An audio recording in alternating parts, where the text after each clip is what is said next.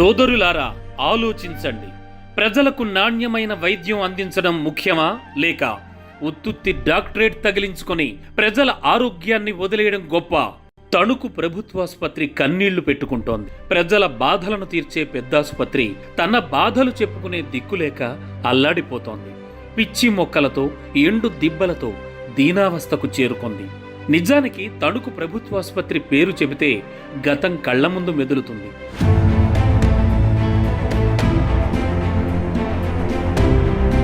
2014లో ఎమ్మెల్యేగా ఎన్నికయ్యాక అప్పటి శాసనసభ్యులు ఆరిమిల్లి రాధాకృష్ణ ప్రజల ఆరోగ్యానికి ఎక్కువ ప్రాధాన్యం ఇచ్చారు. తణుకు ప్రభుత్వాసుపత్రిలో ఆకస్మిక తనిఖీలు, సమీక్ష సమావేశాలతో అవసరాలు గుర్తించారు.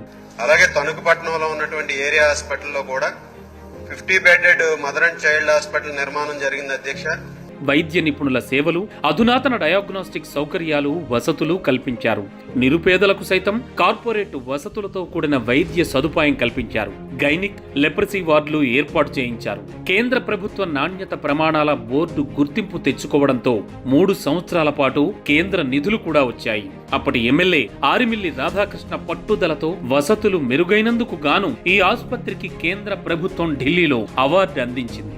మాజీ ఎమ్మెల్యే ఆరిమిల్లి రాధాకృష్ణ ప్రభుత్వం మీద ఒత్తిడి తీసుకొచ్చి తణుకు ఆసుపత్రిని జిల్లా కేంద్ర ఆసుపత్రిగా అప్గ్రేడ్ చేయించారు. పచ్చదనం, పరిశుభ్రతను స్వయంగా పర్యవేక్షించడంతో ఆసుపత్రి ఒక నందనవనంలా మారిపోయింది.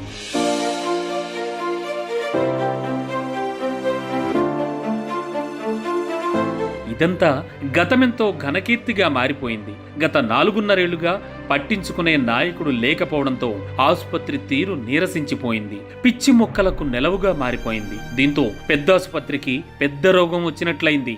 మరల మన తణుకులో మన అందరి నాయకుడు ఆరిమిల్లి రాధాకృష్ణ గారిని గెలిపించుకుంటేనే మన ఆసుపత్రి కళకళలాడుతుంది. పేదవాడికి ఆరోగ్యం సిద్ధిస్తుంది. విజయీ భవ.